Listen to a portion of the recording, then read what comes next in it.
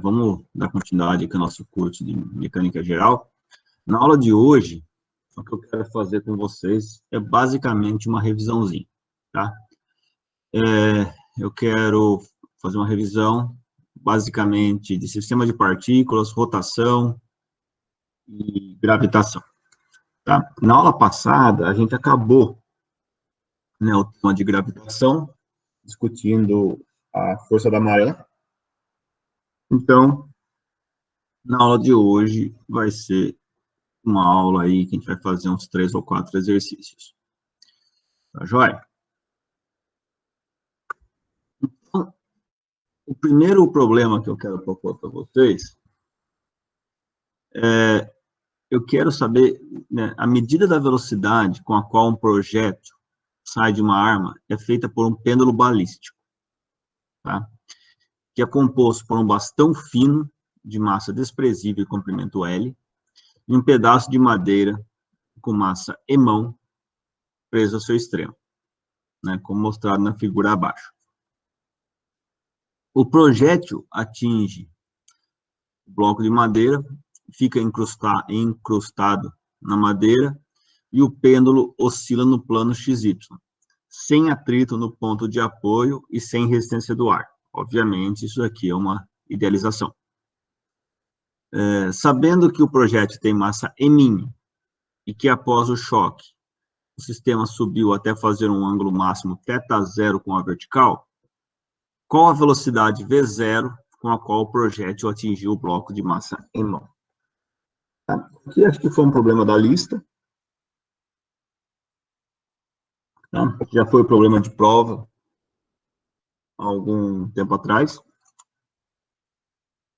Então, eu quero propor para vocês esse probleminha.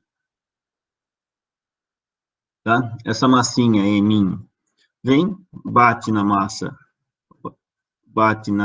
apertei sem querer aqui, bate na massa E', tá? Daí, o que acontece é que depois que grudou, esse pêndulo sobe, fazendo aqui um ângulo máximo θ0 com a vertical. Tá bem? Então, quero encontrar a velocidade V0 do projétil. Pois bem, a forma de resolver isso daí, obviamente, é utilizando-se de algum tipo de conservação, né? Qual conservação que vocês usariam primeiro?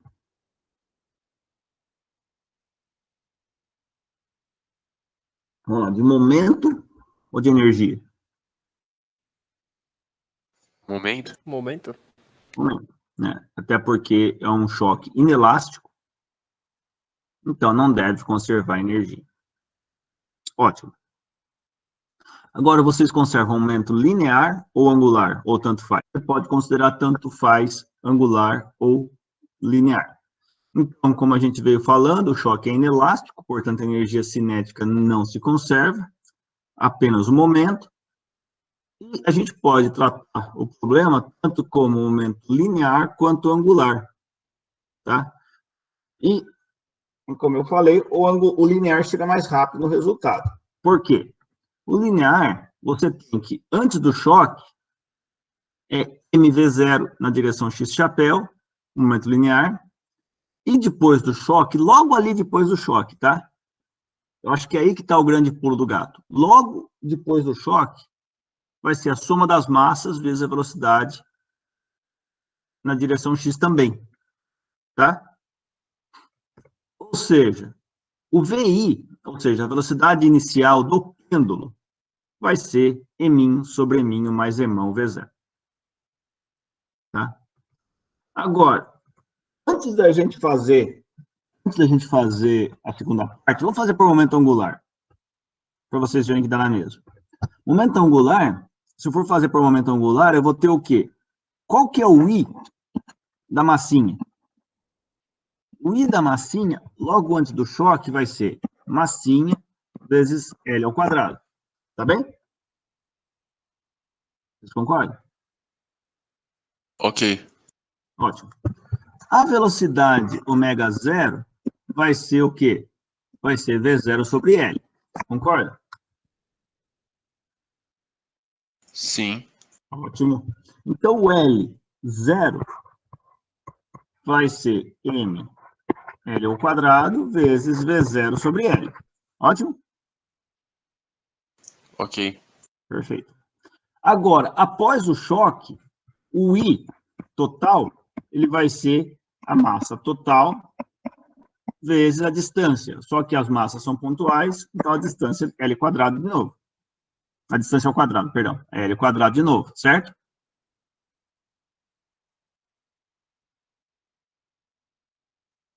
Certo? Então, isso daqui vai ser Emin mais Emão L ao quadrado vezes o ômega final. Certo? Certo. Ômega final, então vai ser, cancela, cancela. O ômega final vai ser Emin sobre Emin mais Emão vezes 1 sobre L, vezes V0 sobre L. Certo? Ok. Agora, o ômega final é o V final sobre L, certo? Porque está todo mundo nesse ponto aqui. Então, o V final é a razão das massas vezes V0, que é exatamente isso. Tá joia? Então, dá na mesma, pelo simples motivo que a massa está toda aqui, ó. Tá? Se fosse uma distribuição de massas, eu não podia fazer isso. Então, seria bem mais complicado eu fazer pelo momento linear. Tá? Porque daí porque eu tenho um ponto preso aqui. Tá bem? Ok. Tá joia? Legal. Obrigado para quem está dando feedback. Não sei quem que é, mas não reconheço pela voz, mas está ótimo. Então, beleza. Então, tá perfeito. Vocês entenderam a sutileza? Por que a gente, nesse caso, a gente pode partir do momento linear?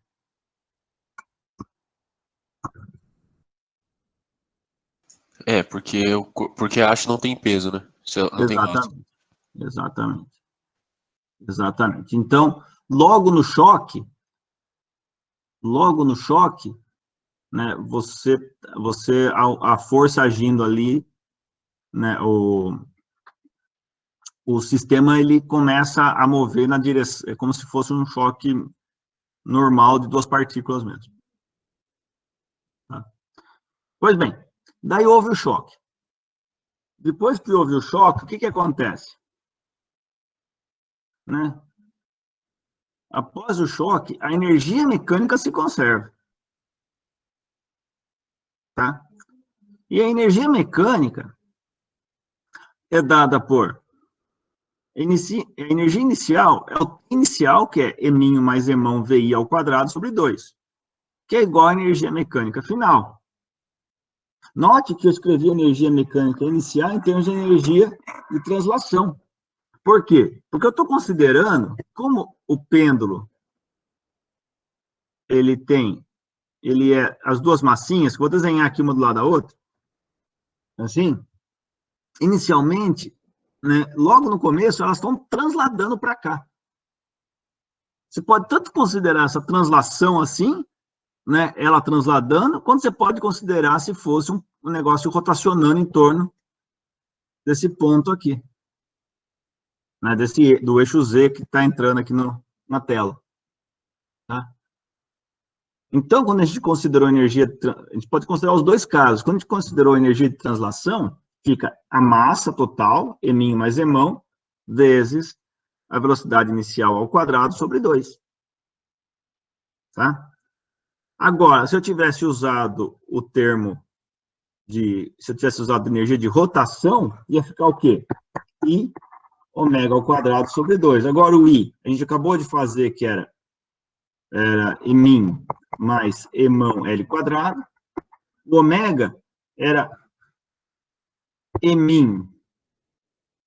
Aliás, era Emin sobre Emin mais Emão V0 sobre L, né? Então, se eu faço isso aqui ao quadrado, isso aqui, na verdade, é VI sobre L ao quadrado. Então, percebe que esse L ao quadrado cancela com esse L ao quadrado aqui. Tá bom? Então, percebam que tanto faz de novo. Se eu quiser resolver por energia de rotação, também dá certo. Por quê? Porque, obviamente, o problema não sabe se você está resolvendo por um jeito ou pelo outro. Então, a física é a mesma. Tá? Ótimo. Então, só que tem que ser igual a energia final, que é puramente potencial.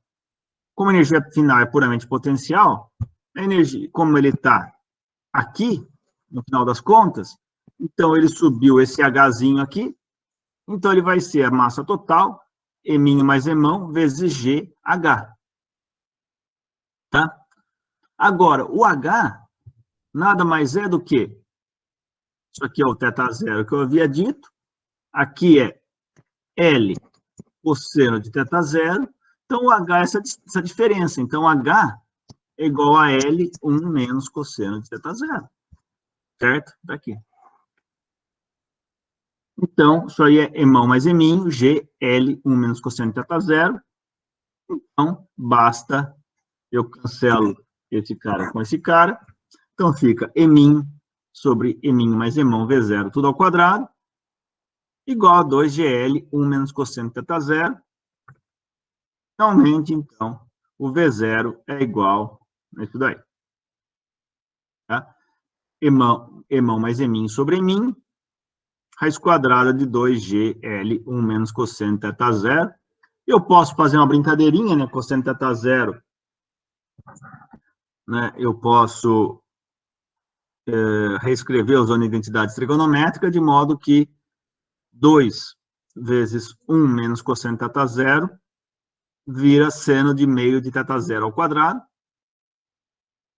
Tá? A raiz quadrada disso aí dá seno de meio de θ0. Se alguém não percebe isso, vê aqui, ó. Lembra que cosseno ao quadrado mais seno ao quadrado é 1, né? Cosseno ao quadrado menos seno ao quadrado é cosseno de 2θ. Então, se eu subtraio essas duas equações, isso aqui dá 0, isso aqui dá 2 seno ao quadrado de θ é igual a 1 menos cosseno de 2θ. Certo?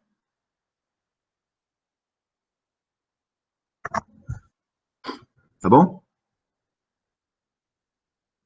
Tranquilo. Então, basicamente... Aliás, faltou um 2 aqui, pessoal. Mas é muito pecado deixar em cosseno? Não, eu só estou fazendo porque é bonito. Eu estou fazendo só para falar que eu sei trigonometria. Não tem... é óbvio, tá certo, a resposta aqui tá certa. Eu só fiz aqui só para simplificar a resposta. E, na verdade, vou ser mais honesto do que eu devia. Esse problema é do Simon. E no Simon a resposta está assim. Mas que está faltando um 2 aqui, né? Ou não?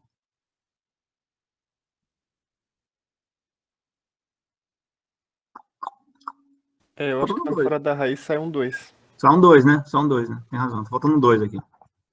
Tá? Legal. Ótimo. Ótimo. Então, você vê que o probleminha, ele é bastante simples, tá? E esse aqui caiu numa prova aí, uns anos atrás. Tá? Ele é bastante curto e simples. Só que, o que é o grande erro das pessoas? Conserva energia direto. Esquece que primeiro tem que conservar o momento. Tá? Agora eu pergunto, se a haste fosse diferente, se a haste tivesse massa, o que vocês tinham que fazer? Aí tinha que ser no angular lá. No angular, que sai muito mais rápido o problema. Ótimo. Muito bem. Perfeito. Legal, pessoal. Para essa conservação de energia mecânica, o senhor também considerou que não teve dissipação no choque, né? Isso foi uma Não consideração. considerei nada disso, não. Não considerei nada disso, não, porque percebe o seguinte, teve dissipação no choque. Porque você percebe que o que eu igualo aqui, vou até grifar de azul escuro, o que eu igualo é a energia depois do choque com a energia depois que subiu. A energia antes do choque é m V0 ao quadrado sobre 2. Tá vendo? Uhum. Faz a continha agora. Agora, a energia inicial é eminho mais a energia inicial, não, a energia depois do choque é isso aqui, ó. Eminho mais emão sobre 2 vezes eminho sobre eminho mais emão V0 ao quadrado.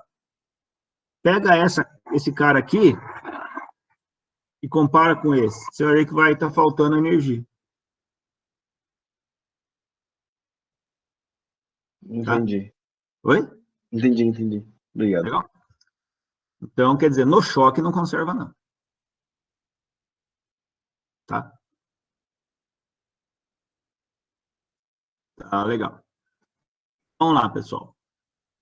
Agora vamos considerar um sistema de duas partículas não interagentes, porém submetidas a forças externas em movimento no plano XY.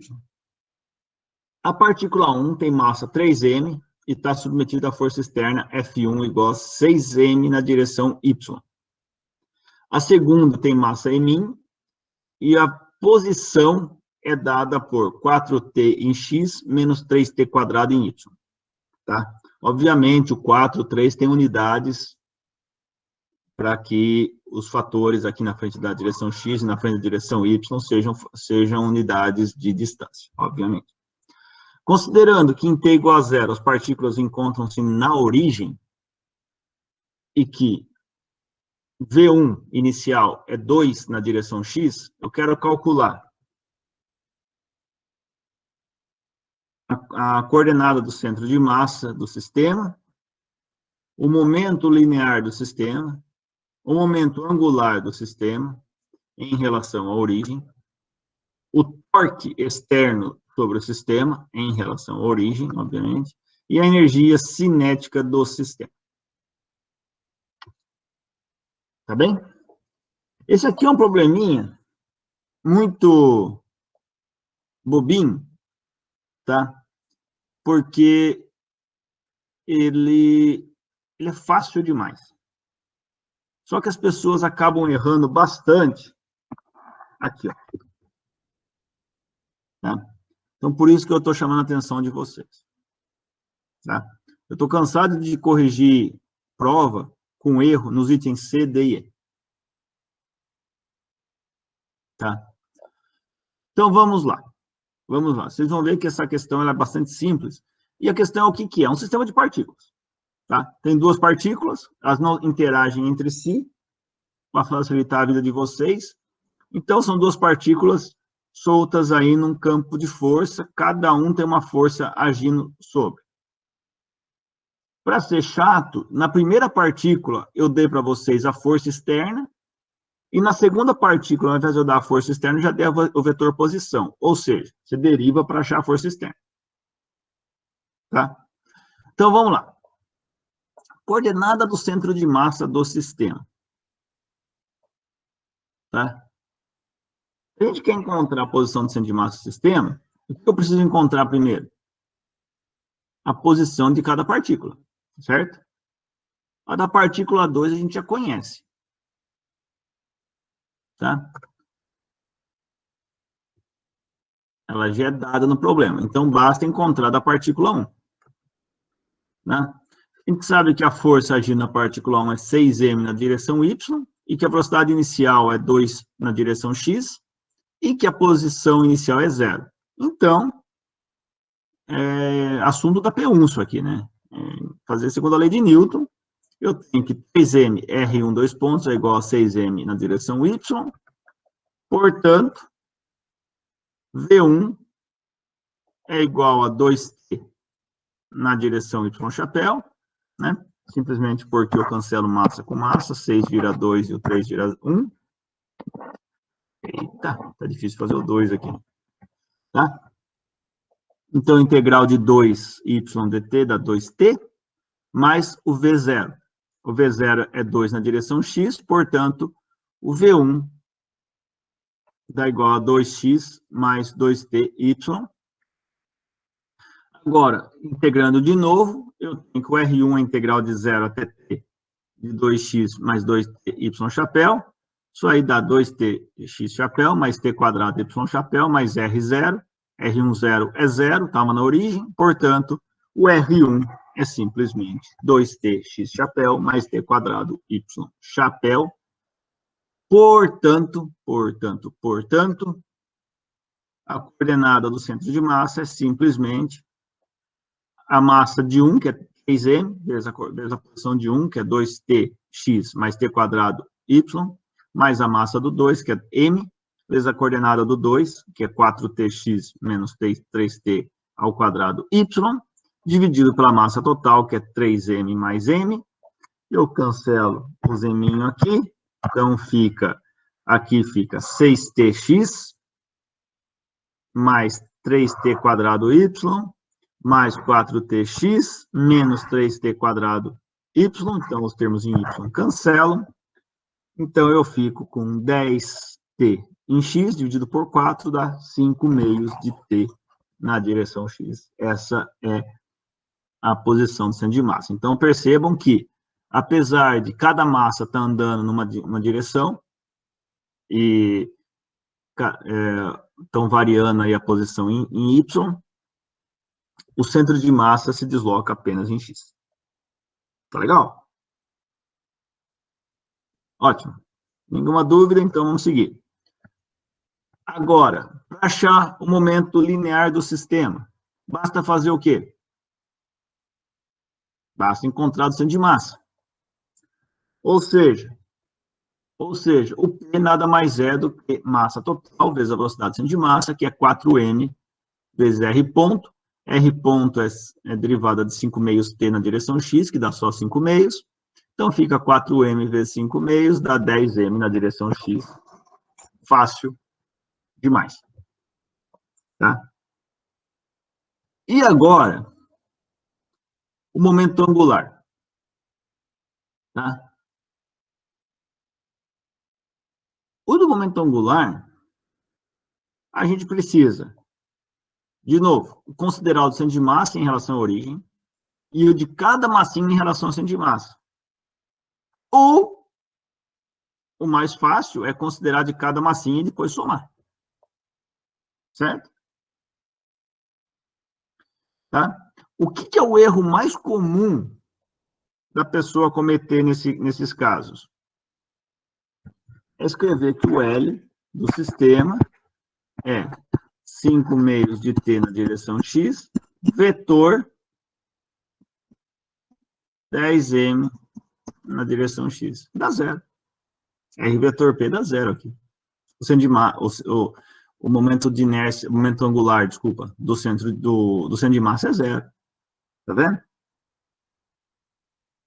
Então, o maior erro que as pessoas cometem é essa. Por quê? Porque, obviamente, você tem que considerar também das massinhas em relação ao centro de massa. Ou o jeito mais fácil, que é considerar cada massinha independente e depois somar. Né? A massa M1, que o L1 é R1 vetor P1, que é 2tx chapéu mais t quadrado y chapéu, vetor,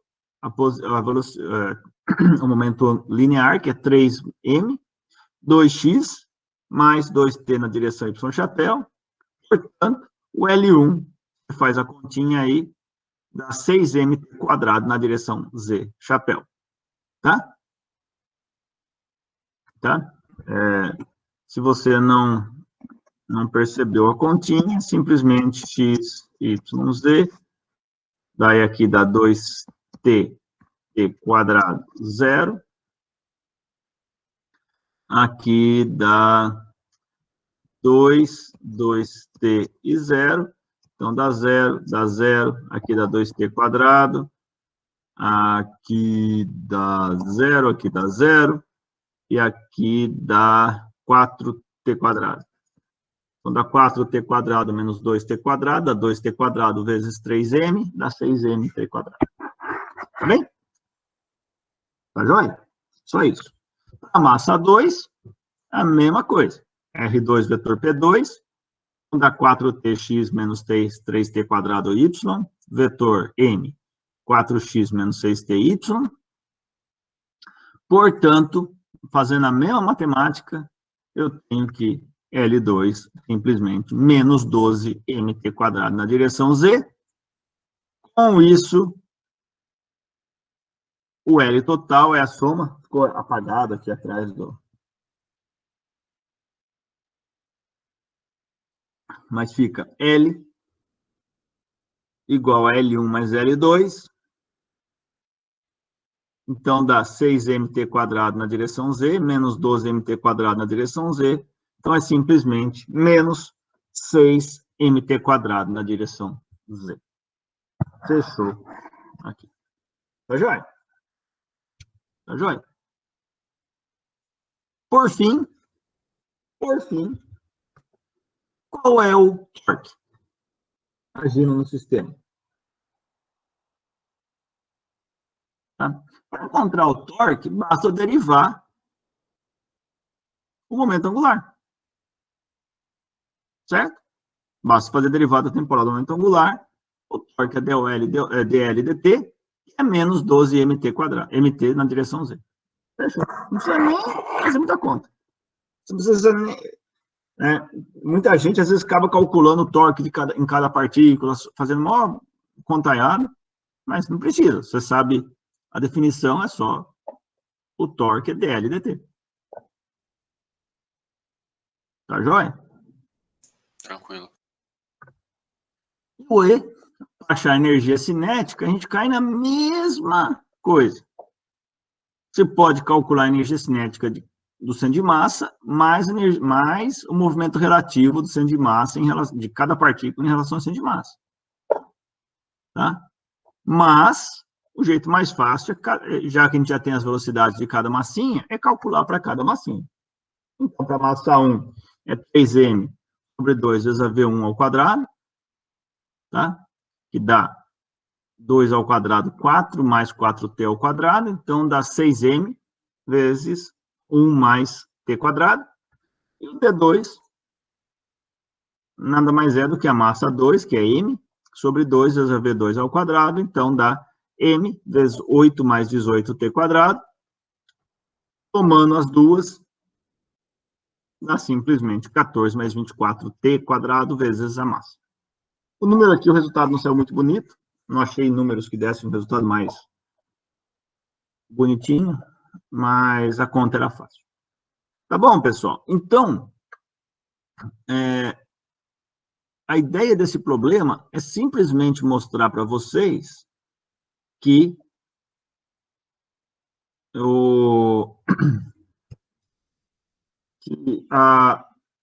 os itens E, D e o C, você precisa calcular para cada partícula separadamente para sair um resultado mais rápido. Professor, Pois não. Poderia usar o momento linear do sistema para calcular a energia cinética do sistema? Então, você até pode, né? Você quer escrever a energia cinética como P quadrado sobre 2m, né? Isso. Mas... Usar a massa do sistema toda. Sim, mas daí você calcula a energia cinética do centro de massa. Lembra? Que a energia cinética total, ela é a soma das energias cinéticas ou o T do centro de massa mais os T relativos, né? Tá certo. Lembra que daí isso aí complica demais, esse T relativo. É o bicho chato da história. Tá bem? Tá certo. Bom, agora que a gente já fez 2 exercícios fáceis, vamos fazer um mais chatinho. Então, famoso probleminha da nave.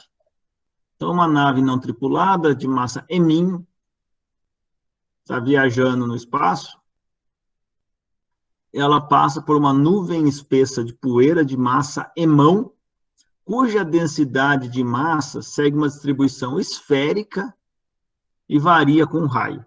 Ou seja, é um trem assim, ó. A densidade é ρ, 0, R sobre Rão, se o R é menor do que o Rão, e 0 se o R é maior que Rão. Então, ela vai ficando mais e mais espessa, e, eventualmente, ela acaba. Tá? É óbvio que isso aí é uma idealização. Bem, então, com base nisso, eu quero calcular a relação entre a massa total da nuvem e ρ0. Primeira coisa.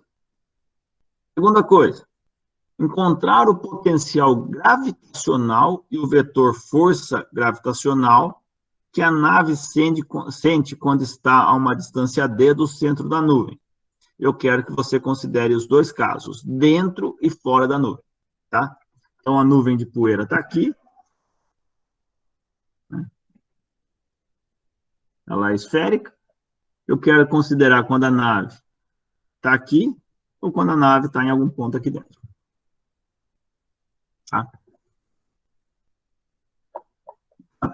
Vamos supor que uma pane elétrica faz o motor da nave parar e essa é atraída até o centro da nuvem.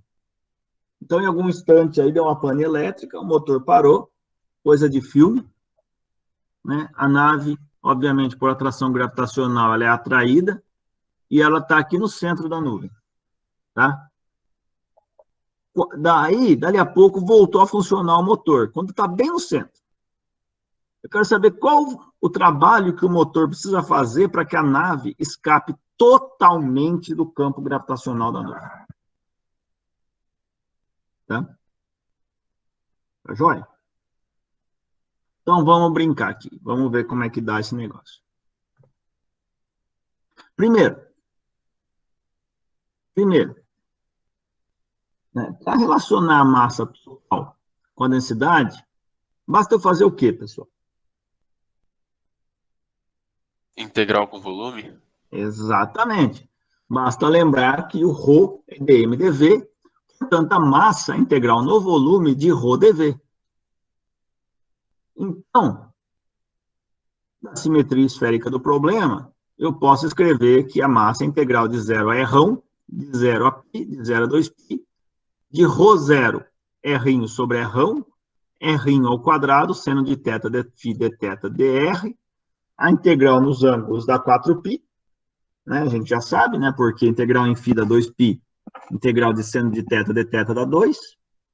Né? A gente já fez essas integrais aí umas 20 vezes nesse curso. A gente já está meio que esfolado com ela. Então, só me resta, basicamente, a integral em R. Então, fica 4π sobre Rão R0, integral de R ao cubo, por causa daqui, dr, integral de R ao cubo da R à quarta sobre 4. Então, cancela 4 com 4. Isso daí dá, então, π ρ0 é Rão ao cubo. Então, diferente de uma esfera homogênea, que é a massa é igual a 4/3 de π R ao cubo ρ0, nesse caso, a massa é π ρ0 R ao cubo, porque ela depende, a densidade, desculpa, depende da posição R. Tá bem? Tá legal? Pois bem, agora vamos começar a parte mais chata, a parte mais difícil.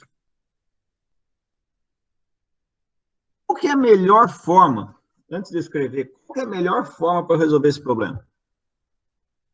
Superfície de Gauss. Ótimo. Vocês estão estudando, eu estou feliz. A melhor forma é usar, né, a superfície de Gauss, porque o problema tem uma simetria esférica. Tá? Então, né, eu sei, o fluxo gravitacional é n escalar g dA, integral disso na superfície, que é igual a menos 4πg integral no volume de ρ dv. Então, vamos assumir primeiro que eu estou fora da nuvem. Se eu estou fora da nuvem, aqui minha nuvem é de poeira, de raio R, e vou desenhar, então, uma superfície D, fora da nuvem, tá?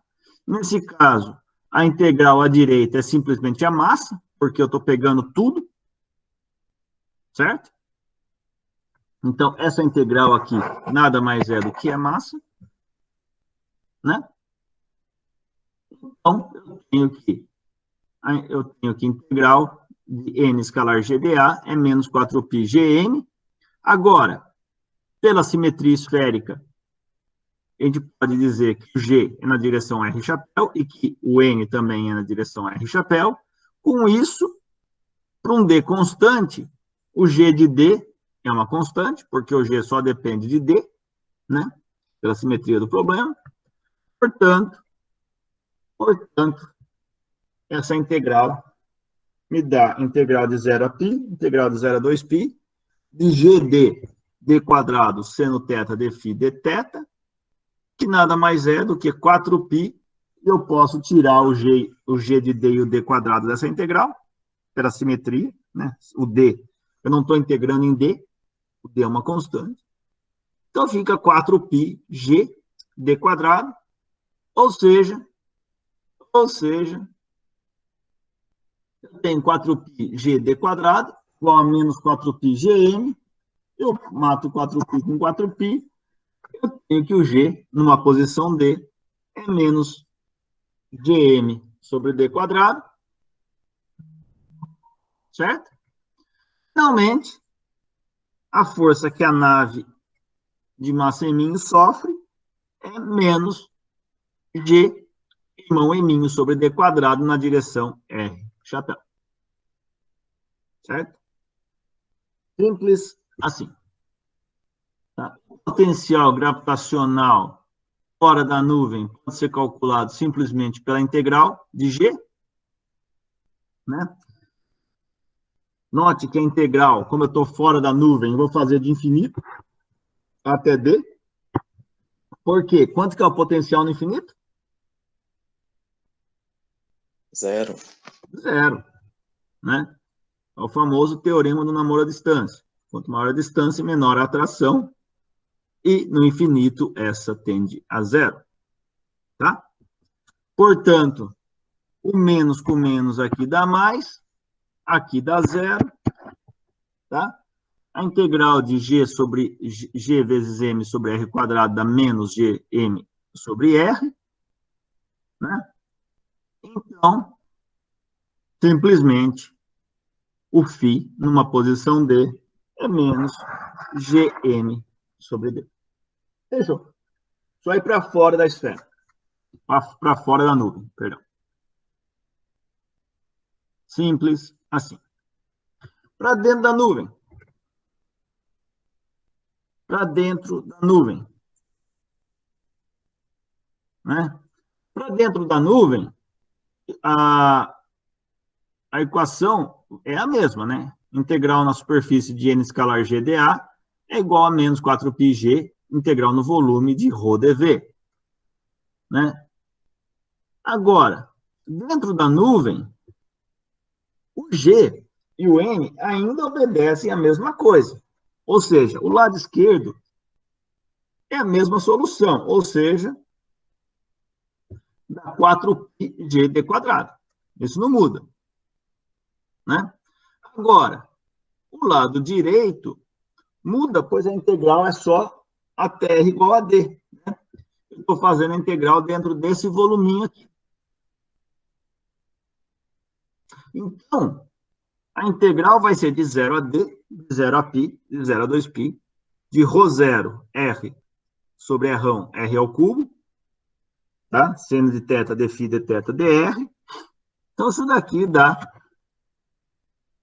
né? 4π sobre Rão, ρ0, R ao cubo, dr, integral em R.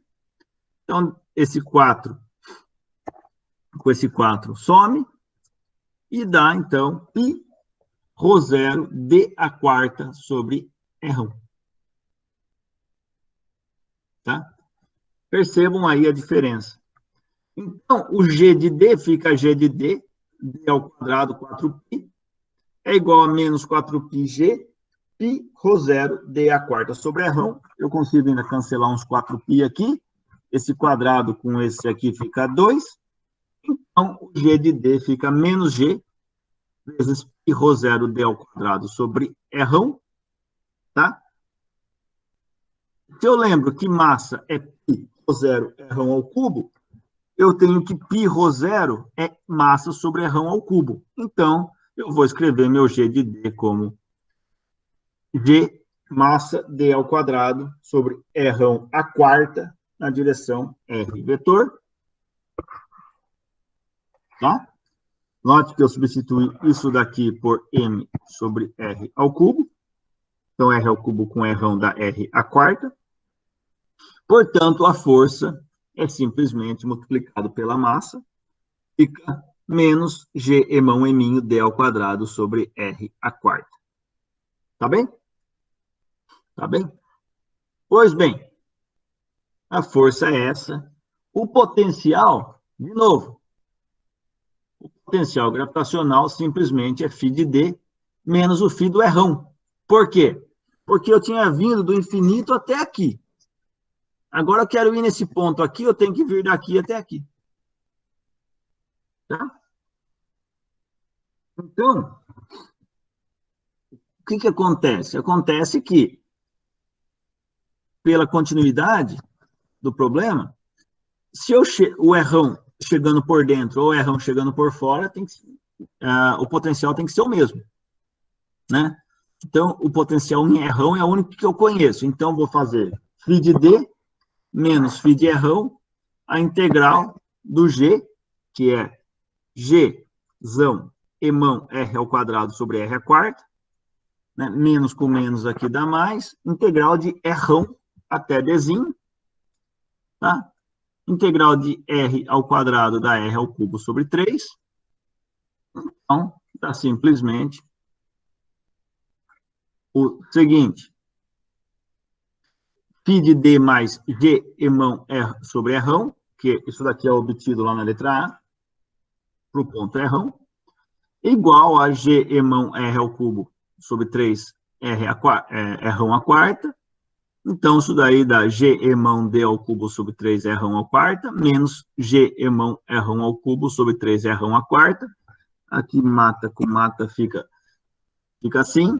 Então, o φ de D fica G emão D ao cubo sobre 3 R1 a quarta, menos 4 terços de G emão sobre 3 sobre R.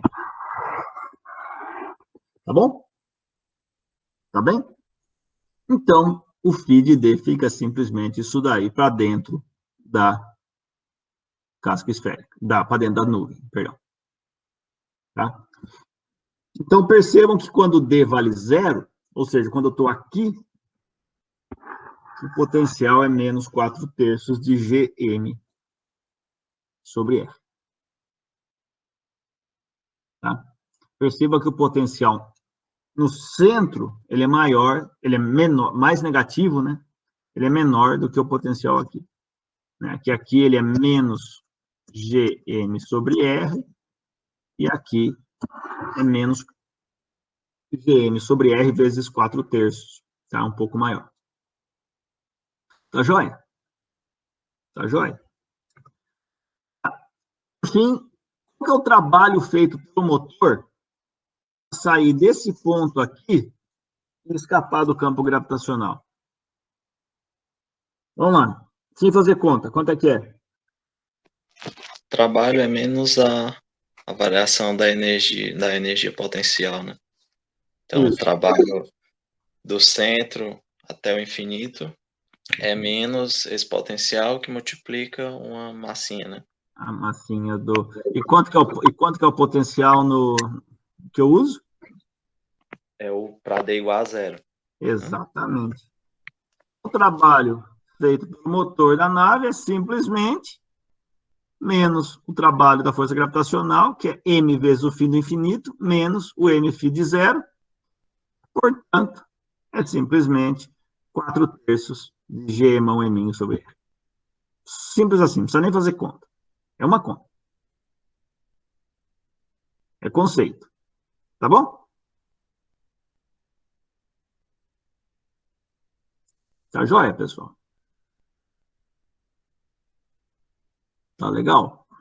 Bom, então a gente fez um problema de conservação de momento, a gente fez um problema de sistema de partículas e a gente fez um problema de gravitação. Por fim, eu quero fazer um probleminha de conservação de momento angular, um probleminha um pouquinho mais chato, tá? Esse daqui caiu na prova também um tempo atrás. Tá? O bom da prova online é que dá para fazer umas provas mais difíceis. Professor, Eu, rapidinho, pode voltar no slide anterior? Por que não precisa integrar o G nesse trabalho aí? Pode ver só a diferença do infinito até o zero. porque o trabalho, veja, a gente sabe que uma força conservativa, o trabalho é menos a diferença de energia potencial. Certo? Certo. Então, para eu escapar do campo, eu tenho que ir para o infinito, né? Para um lugar onde o campo, eu não sinto o campo. Então, a diferença de energia potencial é o U do infinito menos o U da posição, que é zero, desculpa. Mas, Tá. Beleza. se você integrar, vai dar a mesma coisa. Uhum. Tá? Se você integrar FDR, vai dar o quê? Vai dar U do infinito menos U do zero. Oi? Uhum. Entendi. Pode falar? Esse problema, imagine vocês um bastão, tá? De massa desprezível e comprimento 2R. Na ponta do bastão tem duas massinhas pontiformes, M1, tá? E ele está rodando com velocidade angular inicial ω0, em torno de um eixo perpendicular a ele e que passa pelo centro de massa, tá? Então, esse bastão, ele é colocado em cima de um disco uniforme, de modo que apenas as massas tocam o disco, tá? O disco tem massa emão, também, e raio errão. Está inicialmente em repouso sobre uma superfície sem atrito. Existe um atrito entre a massa e o disco, que é μ. Assumindo que a aceleração da gravidade é constante e na direção menos z,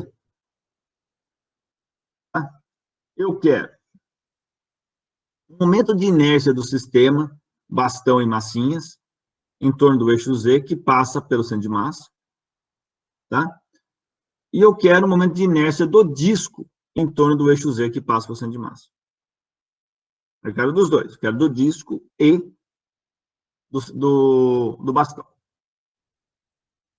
Após eles entrarem em contato, qual o torque em relação ao centro de massa agindo no disco?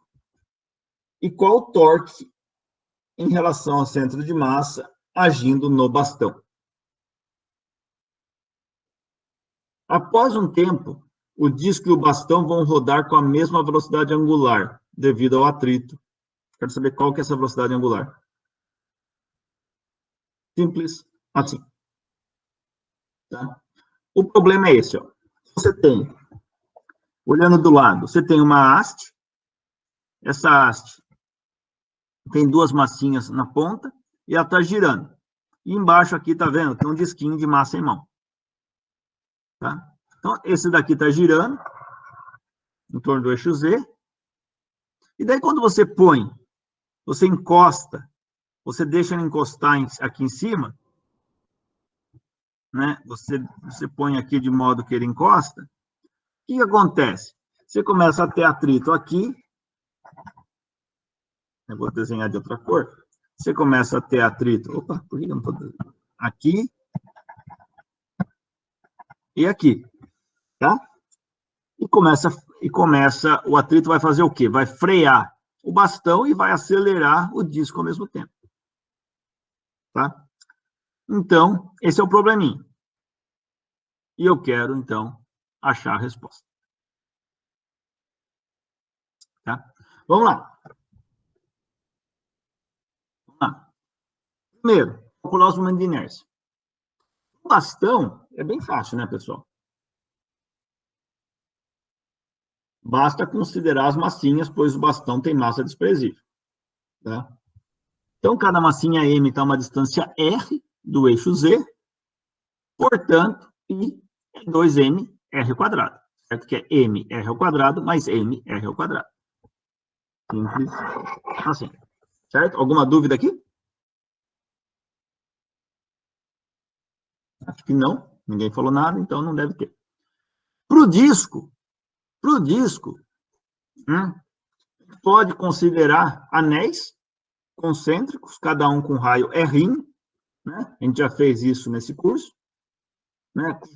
Se a gente considera a densidade superficial de massa do disco como Emão sobre πr ao quadrado, o momento de inércia de um anelzinho de raio R' é sigma vezes 2πr dr, R ao quadrado, integrando isso aí de 0 a R', dá simplesmente sigma vezes 2πr a quarta sobre 4, que dá Emão sobre πr ao quadrado vezes πr a quarta sobre 2, os π com os π cancela, o r ao quadrado aqui cancela, vira 2, então fica mr ao quadrado sobre 2.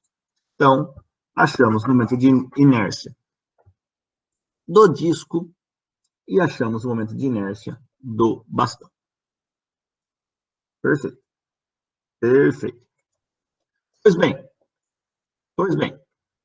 Então, o torque feito das massinhas no disco é devido ao atrito. Portanto, para uma massinha, a força de atrito que ela sofre do disco força de atrito da massinha é menos μ vezes mg na direção θ. Certo? Então, pessoal, essa massinha aplica uma força ao contrário, que é μ vezes mg na direção θ no disco. Então, isso daqui, ó, é o disco, tem a massinha cor-de-rosa, ele está a uma distância R do centro. A força que a massinha está girando para cá. A força que a massinha faz no disco é nessa direção, concorda? Né? Ela vai puxar, fazer o disco girar nessa direção aqui. Então, se eu chamo aqui de direção θ chapéu, essa direção aqui, então a força que a massinha faz no disco é a força de atrito, que é a força normal, mg vezes μ, na direção θ chapéu. Tá? Com isso, o torque no disco, devido a uma massinha, é dada por devido a uma massinha, é dado por R vetor μ mg θ. Agora, R vetor θ, né? R vetor θ, regra da mão direita, dá Z. Então, fica μ mg R na direção Z. Tá? Isso para uma massinha, só que são duas. Tá? Então, o torque total no disco é 2 vezes μ mg R na direção Z. Então, esse é o torque que as duas massinhas juntas fazem no disco. Tá? Agora, qual que é o torque que o disco faz nas massinhas? Faz um sistema bastão-massinha. Como que eu calculo isso?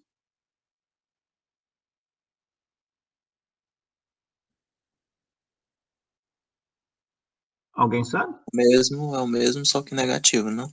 Exatamente. Se eu fosse calcular direto, ia ser um pouco mais chato. Mas eu posso usar a terceira lei de Newton e lembrar que uma ação gera uma reação de mesma intensidade, mesma direção e sentido oposto. Portanto, pela terceira lei de Newton, o torque que o disco causa na massinha, ou nas massinhas, é simplesmente menos 2.000 mg/r na direção Z, chapéu. Tá bem? Então, matou a letra B, fácil também. Mas perceba, é fácil? É fácil. Eu fiz muita conta? Não fiz. Mas você tem que sacar um pouquinho para não sair fazendo conta que nem doido. Tá? E, por fim, a letra C quer saber a velocidade angular final do sistema. Bem, eu posso fazer uma contaiada usando a segunda lei de Newton, ou simplesmente usar a conservação de momento angular. Porque qual que é o torque externo agindo no sistema? É zero. Eu não tenho nenhum torque externo agindo no sistema. O torque é da massinha no disco e do disco na massinha. Portanto, o torque externo é zero. Ou seja, o momento angular do sistema deve se conservar. E o momento angular inicial, eu só tenho no bastão. Então, é 2mr² ômega zero. Depois que os dois estão girando junto, o momento angular é o L total, que é 2mr² mais mr² sobre 2 vezes ômega, na direção Z. Esse é o momento angular final. Só que os dois têm que ser iguais. Então, fica simplesmente L inicial igual a L final, fica 2mr² ômega zero na direção Z, tem que ser igual a 5 meios de mr² ômega na direção Z. Eu cancelo m com ir², com isso aqui. Eu tenho, então, que ômega nada mais é que 4/5 de ômega zero. E está resolvido. A velocidade final de giro desse cara é 4/5 de ômega zero. Eu convido vocês a resolver a segunda lei de Newton do problema, né? Para a rotação. E ver que chega no mesmo resultado.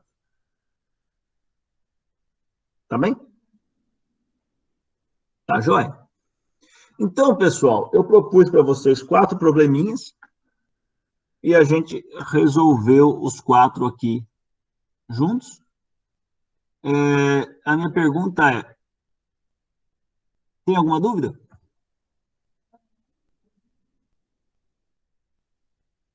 Bom, eu não sei se vocês têm... Não. Oi.